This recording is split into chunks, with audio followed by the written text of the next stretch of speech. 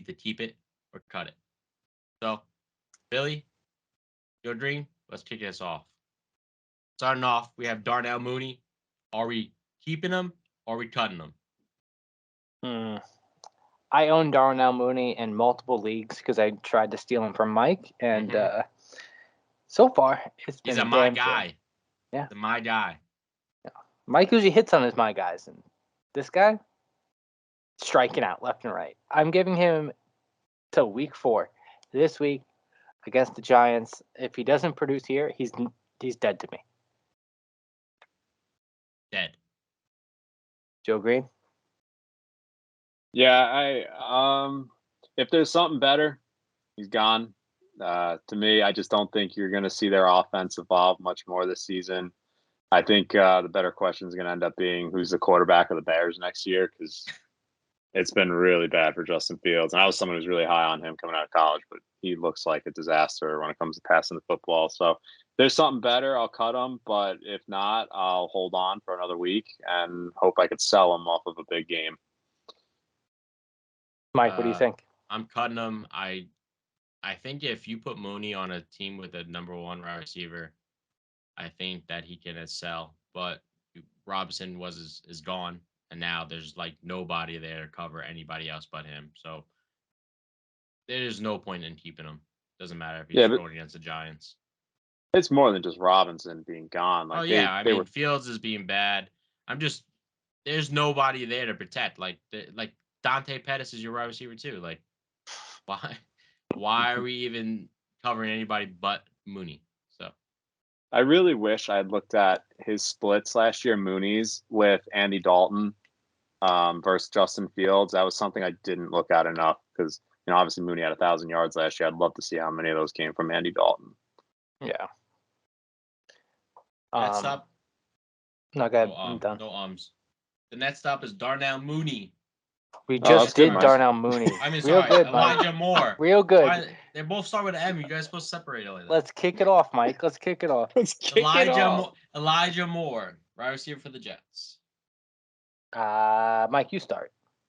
I'm keeping him. I'm not dropping him until I get to see what Wilson plays with them, because the whole playbook is going to change up. He's more athletic, more of a different change of arm paths. I think Wilson is better than Flacco, even though Flacco leads the league in pass attempts. Elijah Moore, keep him. I feel the same, although I am worried. The schedule doesn't really get any easier for the Jets.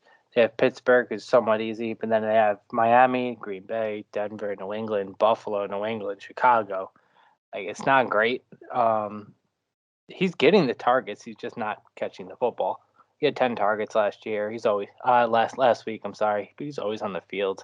I'm keeping him, but I'm worried. Mm-hmm. You agree? Yeah, I'm keeping him. I'll be worried if we get 2 games into Zach Wilson and Elijah is still not producing. But, like Billy said, the targets are there, 10, 5, and 7 to start the year. So, he's got 22 total. But let's see what happens when Zach Wilson comes back before we jump off the bandwagon. Mm-hmm. Next up, a shocking name, Jerry Jeudy. Joe Green kicked us off first. No, I'm not dropping Jerry Jeudy. I think he had a big week 1. Obviously, their offense has been an absolute disaster. With Russ, I think Geno Smith actually has thrown more touchdowns than Russell Wilson has. Even Eli Manning said last night they should have gave that $250 million to the punter instead of Russell Wilson. So, I mean, yeah, it's been off to a rocky start, but I mean, Jeudy had a big week 1 with 100 yards and a touchdown. This past week came back from the injury, didn't produce much, but I wouldn't give up, especially someone you drafted probably in the 5th, 6th round. A little too early. I will say that part of that 102 yards was like 1 catch for like 65 that he did basically all himself. But I mean, we kind of called it saying that Sutton was going to be the guy, and he has been. Yeah, that he was injured. I'm worried if I'm Jerry Jeudy owner. If he keeps producing shit games, he doesn't look like he's himself for sure. So I'm a little worried, and that offense stinks. So I'm keeping him for now, but I'm looking to trade him if he has a good game. Get him off my team as fast as possible. talking about good games. If he doesn't have a good game against Las Vegas Raiders going against this week, this would be the chance to sell high. This is also the chance to cut him, depending on if he does nothing. So it's a little bit of a risk cutting Jeudy. I mean, he's gonna have those games where he's gonna have huge games like a couple weeks ago, but let Russ cook is just not it. So yeah. Next up, the legend himself, Tom Brady. It's tough.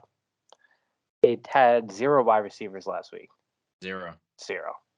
I think if the schedule kind of eases up for him, he's got Kansas City and he's got Atlanta, so Baltimore a little bit down the line. But it's looking like he's just a streaming quarterback. That's what it's looking like right now. I don't really like drafting Tom Brady. He's never been on my team. So for better or for worse, obviously last year he produced real well. This year, we weren't as high on him as we were last year. I'm dropping Tom Brady. I'll take the upside with somebody like Mariota, get me a rushing touchdown, give me rushing yards. Mariota, baby. Even Trevor Lawrence looks good, as much as it pains me to say. So, Joe Green. Yeah, I don't disagree at all. I wish I had a hot take to say I did, but as someone who owns Tom Brady in 2 leagues, also I want to say I haven't drafted Tom Brady in nearly 10 years in a fantasy league. This year, of course, I draft him and the team falls apart. I mean, there's just so many injuries. Obviously, Godwin's out. Mike Evans punched someone. He's suspended. Antonio Brown's AWOL. They signed Julio. Julio breaks his back 1 game into the season. Or no, he has a PCL sprain, whatever it was. It's just like it's not looking any better for him. The offensive line gets banged up. Yeah, I played him. I played Mariota over Brady this past week. So yeah, until the guys come back, if you can afford to hold them till all the receivers come back, offensive line gets a little bit healthier, sure, but you're probably not playing them for a few weeks. Mm-hmm. I agree. I'm cutting them. I said last week in a waiver wire video, I'd much rather have Mariota going forth. I can't agree with that offensive line. It's just god awful. And the line is not going to get better. If anything, it can just continue. It can get worse with another injury. The wide receivers, it doesn't matter who his wide receivers are. He didn't have any wide receivers as when he was a Patriot, so I don't really care. I mean, it does mean something when you have Mike Evans sitting there in pajamas because he punches someone. But does it matter? Make a difference that he's almost 50 now? That wide receivers do make a difference? I think it does to an extent. It does help him, but the offensive line means more to me than the wide receiver core. Yeah, I mean he doesn't look as accurate as he once did. That's my worry. And plus, with all the outside noise from his wife and everybody else in the culture of what's happening, they're living in separate homes and all that. It all means something. Let's be clear. He's only playing right now to spite Adam Schefter. That's it. There's no other reason why he's playing football right now. I don't doubt it. Next up, we have Rashad Penny, the Penny Saver. I'll kick it off. I'm cutting him. I'm a current owner of him. They're featuring way too many backs back there. They have 4 running backs that they have some carries in some way or not. Penny doesn't look explosive. They have a rookie. Eventually, it's going to go to a rookie. The only thing that stops a rookie from being 100% is the fact that he can't pass protect.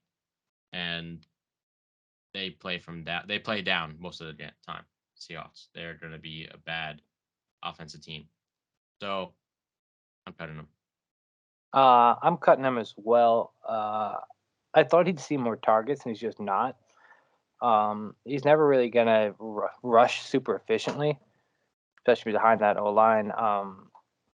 Listen, they're scoring more points than the Broncos are, so I think they're a better offensive team than the Broncos are currently.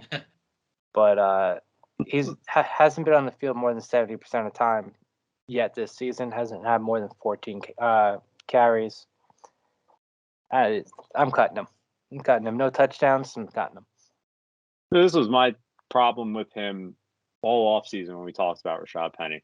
He's a good running back on a bad team. And he's a running back who has no receiving upside. This was the same problem with him last year. I owned him at the end of the year. He brought 0 to the game, to the receiving game. And so you're relying on rushing yards and touchdowns with him. He's not getting either of those really because he doesn't get the volume. He's a good player. He's still averaging 4.4 yards a carry somehow behind a terrible offensive line and a bad offense. But yeah, he's definitely droppable because there's no real upside for the rest of the season. Mm-hmm. Next up,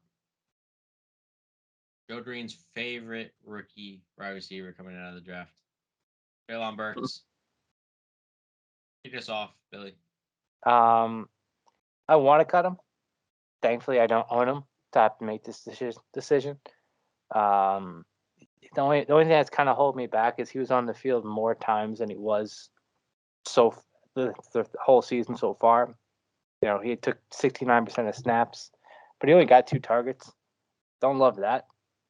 So he's borderline. If he does the same thing this week, I'm cutting him. So I'm giving him 1 more week against the Colts. Otherwise, he's gone. No. I'm not giving up on them. You're not giving You up. can't. You're not allowed to. I would say, yeah, this past week was very disappointing because for 2 reasons. One, the targets, but he was an inch away from a touchdown. That was so frustrating. Literally was tackled at the 1 inch yard line. And then he dropped, which would have been a game-winning catch. That wouldn't even give him the Raiders a chance to get the ball back. That was really frustrating. And that would have been a huge, 20, 30-yard gain. So it wasn't encouraging, but like you said, he's seeing more snaps. He's getting more involved in the offense. I think they made a very strong effort to get Robert Woods involved last week. But I'm not dropping him. I'd at least give it 8 weeks before I gave up on him. 8 weeks. Now, when we're talking about 8 Burks, weeks. we're simply talking about what ifs. What if this happened? What if the Giants didn't tackle him pass interference? What if this guy got past the line and got it into the touchdown? It's about a what ifs. All right, you had the best opportunity you had last week with how Henry ran. You finally had a breakout game. And you know what? If Henry continues to run like that and he's not showing, then that's bad because the play action should be all him. It should be all play action going to him. I'll give it 1 more week. Yeah. Maybe 2 more weeks because he is a rookie. But if Henry is going off, like we're expecting him to start picking up, if he goes off and he's not showing off, I'm cutting him. Yeah, I mean, look at his schedule after week 10. So you're not even gonna want him on your team after week 10. Denver, Green Bay, Cincy, Philly, and then it gets a little bit easier with Jacksonville, but then it goes back. The Chargers, he's got Dallas. He's not gonna produce, man. And maybe it's just because I kind of talked you into putting a anytime touchdown bet on him this weekend. But I'm all off. There's 0% chance I'm owning him. 0.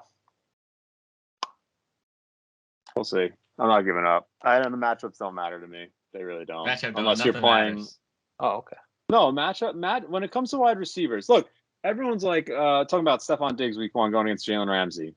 Stephon Diggs went nuts. But we're talking about Diggs and Allen, not Tannehill and Burks. Yes, I know, not Tannehill and Burks, but I'm saying wide receiver matchups, unless you're playing a corner who's following that wide receiver, and to be honest, Treylon Burks hasn't earned the respect of a corner like Jalen Ramsey or I don't even know. You could name Patrick Surtain, whoever, to follow him all over the field. I'm not worried about that until he starts warring that country. Same thing with Jamar Chase last year. He didn't get that respect till 8 weeks into the season. I don't think anyone's going to give him Treylon Burks that respect 4 weeks into this season.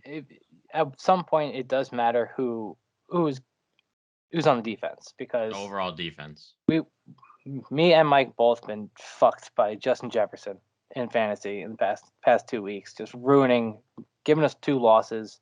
Hasn't been great, and that's because he had a tough matchup. Darius Slay and that rookie just put clamps on him this week. Chef Okuda put clamps on him this week. But he almost made this list. He almost made this list. He's not getting the respect of Justin Jefferson. That's my point. Until he garners that respect, defenses aren't gonna game plan for him. That's why I'm not worried about the matchups until he earns it. I don't have time to wait to see if a player's going to earn it by week 8 because then I'm out of the playoffs hoping that this guy's going to predict. Listen, no one had time for Amon-Ra St. Brown last year. Or what happened after week 12 with him? He was the number one. You picked him up on waivers. Receiver. Yeah, but he also had a lot of luck. You had no Hawkinson. You had no other players other than him. You guys actually signed Reynolds because you had no wide receivers, and he ended up being very good for them. He is a very good wide receiver, but he fell upon a lot of good luck. He should have been good early on in the year, and it's like that's a lot of steps took for him to show what he is. Just saying, I wouldn't give up. Go ahead. Listen to the guy who's 0-3. I'm 3-0. What are you talking about? I'm 0-3 in the league with Tom Brady. That's one of the reasons why he can wait till week 10 because he is 3-0. Yeah.